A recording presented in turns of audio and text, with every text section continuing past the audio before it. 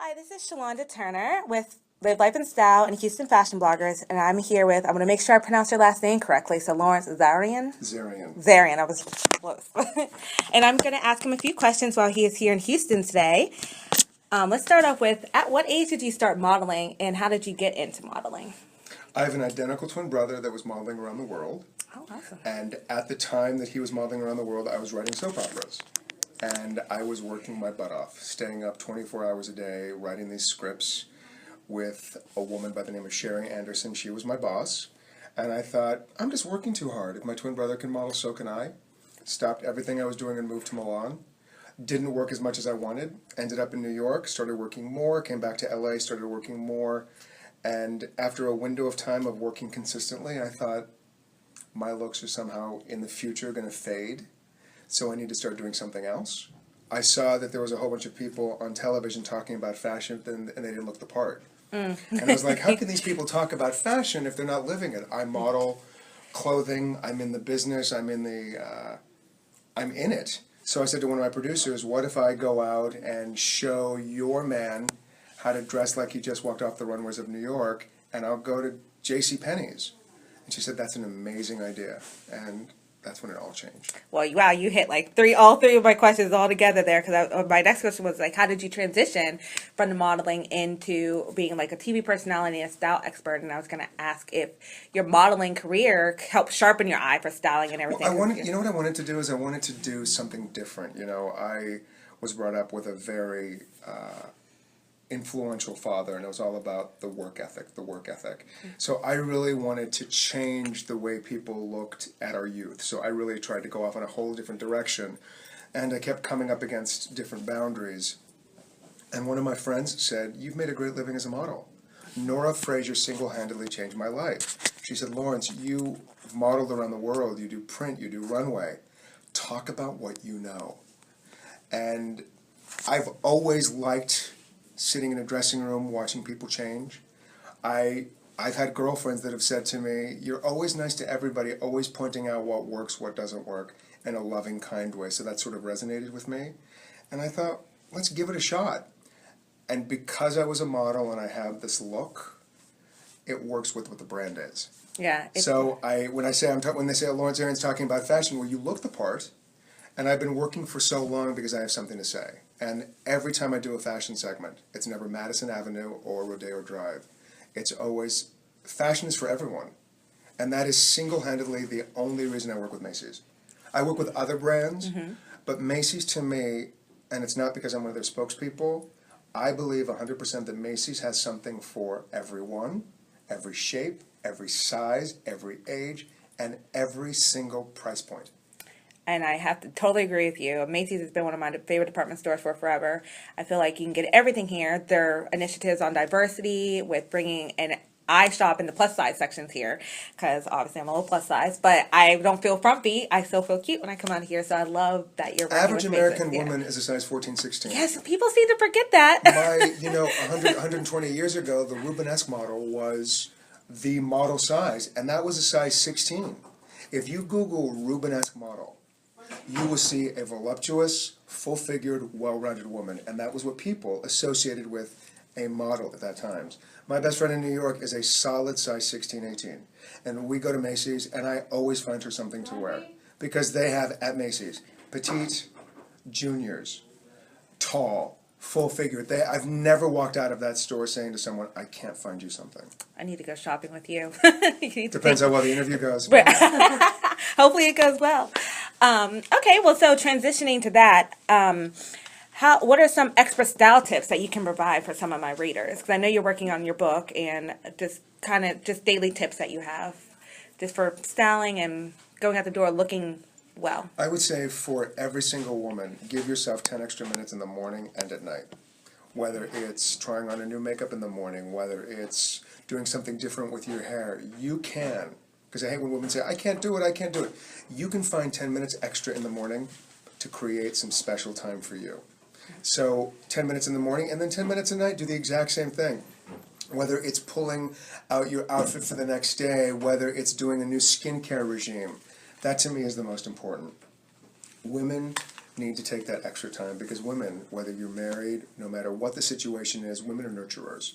They love, they have this ability to take care of. So take care of yourself first. You know, they say on the plane, when there's a problem, the oxygen mask drops, take care of yourself first before you help everyone. Yeah. Those 20 minutes a day will change the way you look at yourself, because if you feel prettier in the morning, you might be a little nicer to your husband, you might feel better. You know, life is tough. Yeah. Everybody's doing the best they can, but it's those 10 minutes. I take 10 minutes in the morning and 10 minutes at night to take care of myself. Turn the phones off, turn the computer off, turn my cell phone off, and it's 10 minutes for me for whether it's my relationship with God, whether it's me meditating at the end of the night. Was I kind? Was I polite? Was I rude? Was I disrespectful? Do I have to apologize to someone for my behavior? I always recount my day so I can wake up the next morning with a clear conscience. Always. But I like how your 10 minutes isn't always just focused on prepping and everything. It's also like what you're saying, like meditating and just focusing and taking time just to be with yourself and just. I'm on a red carpet for award season. I'm always on a red carpet. Yeah. And I've seen the most beautiful, most successful people be the ugliest people. You know, it doesn't matter. It doesn't matter. You know, and let me say this: on the whole, the celebrities that I interview are lovely. I think the stars that we have now are kind and polite. But people do the best they can. Mm-hmm. And just because you have a look that doesn't, you know, beauty comes from within, period. If you were, you know, I have so many women that I make over on Kelly and Michael that they say, oh, I wish I was. Well, you can't wish to be taller because you're not going to be.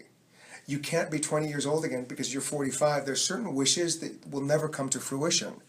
I do believe, no matter what your medical situation is, everybody can choose to be healthier. Everybody can choose to add some sort of exercise to their life. Everybody can choose the foods they eat.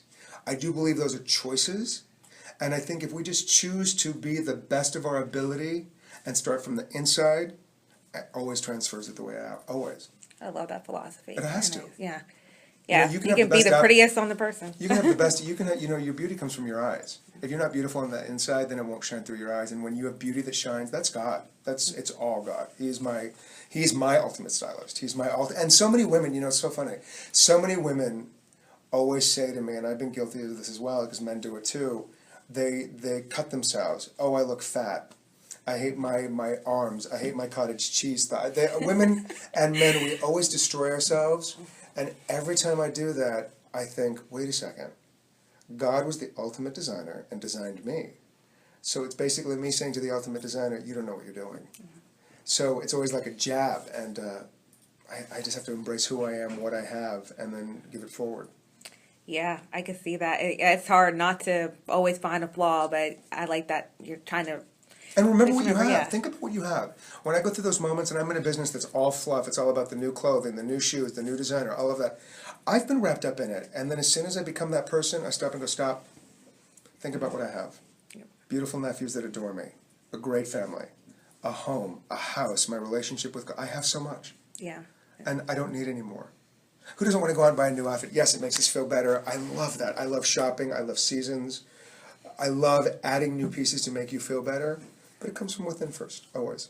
I agree. And there's so many people that are less fortunate that even though we have the ability to buy something new, we don't need to. And it is nice to take a look back and remember what God blessed you with. And I love that philosophy. Yeah. And the riches aren't the money that you have in your bank account. Riches are with you and the people. You're not. When you die, it's not about the money in the bank. It's the riches you have with the family and friends that you have around you. Can't take it with you. So. I love that. Just a couple more questions, and I know you focus a lot on women's fashion, but I'm just curious about men's fashion. Have you styled men or provided any advice for men? Because my future boyfriend, hopefully, I want him to dress nicely. So I would love to offer him some style tips also. I do makeovers on men all the time. Okay. I'm a fashion expert on Live with Kelly and Michael and Steve Harvey, and we just made over 10 amazing men on Steve Harvey. So I would say for men, it's always about a two-piece classic black suit. It's an investment piece. And there are stores, yes, Macy's has the best selection of merchandise. If you're really on a tight budget, there are also places called off-price retailers. You can go to those places. You can also go to locations that have buy one suit, get another one free. I send everybody to Macy's because there's always a sale, a great deal, something going on. And once you buy your suit, at Macy's you can have it tailored. Do you think it's harder for men though? Because I feel like for women it's a lot easier to transition. Like you can have a high end piece mixed with a low piece, but I feel like if men's suits aren't cut right, or that it can look cheap. So do you think it's harder for men? So that's where the woman comes in. Okay. That's where the woman comes in. Women need to really help the man, because the man would rather sit on the couch and watch football. Sweatpants. Yes, but then women get to go out and buy a colorful tie. Like right now, it's the burgundy, the oxblood, the Bordeaux. So, purple is also, reigning really strong right now in the fashion arena. So it's getting a purple tie, a burgundy tie, a little pocket square. It's just adding elements to what he already has. Get a polo shirt. Great polo shirt. Do not tuck it in. I'm not a big fan of things being tucked in. Men just choose not to do it. That's where the girl comes in. Or the mama comes in. Right. And one more question. Tell us a little bit about your own personal style. So do you define it by seasons, or you're kind of just always experimenting? Because I know you're styling so many other people. First of all, I'm not a big shopper. Second of all, I hate to shop because I think my purpose here is to help other people dress and feel better. So when it comes to me, it seems a little indulgent. Mm-hmm. So I say for everybody, go out, go shopping, and find the styles that suit you. I love my Hugo Boss suits that I get at Macy's. I also found a designer that works with me and my style. I'm a huge John Varvatos fan. Mm-hmm. I love John Varvatos because he cuts for men. I'm 6'2". He has more of a tailored cut, and he has a little bit of a rock and roll edge. And that's the designer that works for me all the time. That's just something that suits me, suits my style. But also, I went here. I'm hosting this event here, mm-hmm. and I went downstairs and found a great Perry Ellis bomber jacket, and I found a great plaid shirt. So I go to John Varvatos only because it's one small store. Mm-hmm. When I've got a luxury of time, I'll always go to Macy's in Beverly Hills. Very nice. Do you want to tell us a little bit about your book, Your 10 Yes. Commandments for a Perfect Wardrobe? My book is called Lawrence Zarian's 10 Commandments for a Perfect Wardrobe. The foreword is by legendary Regis Philbin. And the book basically focuses on the 10 commandments, the 10 steps that I think will help you create the ultimate, easy, effortless wardrobe. And I also spend a lot of time showing women how to shop in their closet, because a lot of women... Because now I have another question. Go ahead. This is more like a personal question. I recently gained some weight, and so I have a whole lot of clothes that used to fit me when I was a size 8, 10, 12. I've gone through multiple stages of sizes. And what I'm finding now is, like, my goal is to lose the weight. But now I'm in this, my wardrobe is full of stuff I can't wear, and I don't want to spend a whole lot of money on clothes to fit me now. So I find myself gravitating to more stores like a Forever 21 Plus, because in my mind, I'm like, okay, hopefully I'm not going to be this size forever, so I don't want to spend like $100. Like, what would you recommend for someone who's going through a whole bunch of size changes? And I will say this, I will say for someone like you, and every woman goes through something like that, you have 1 foot out of your life. You have 1 foot out. You're in where you're at, but you're like, oh, I've gained this weight, so I'm not that, and I don't know when I'll be that. So you're not living in your life. I would say plant your feet firmly on the ground. Go through your wardrobe, see what fits you right now. And for everything that doesn't fit, get rid of it, because it reminds you what you're not. And I think that's so unhealthy for women.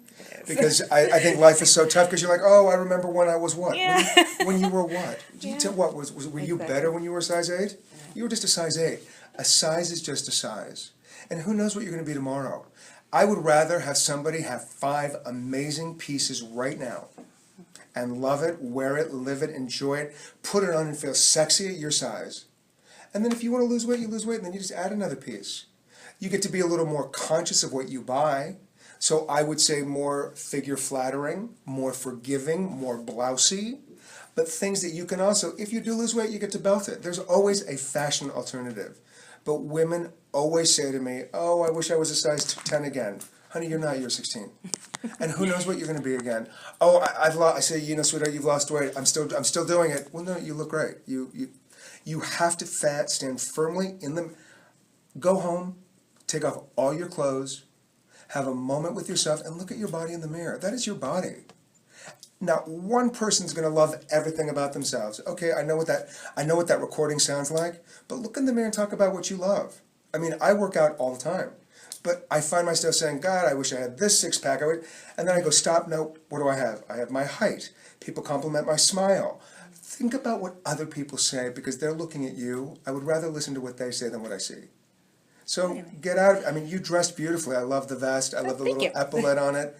But celebrate who you are. I mean, it's such a wasted amount of time because you're not living in the moment. Yeah. You're thinking about what I was, and what were we all? We were all young. We were all younger. Was that better? Who knows? And who knows what the future's going to be? Who knows? And this could be it. This could be your moment. So why are we trying to be something we're not when this could be our moment?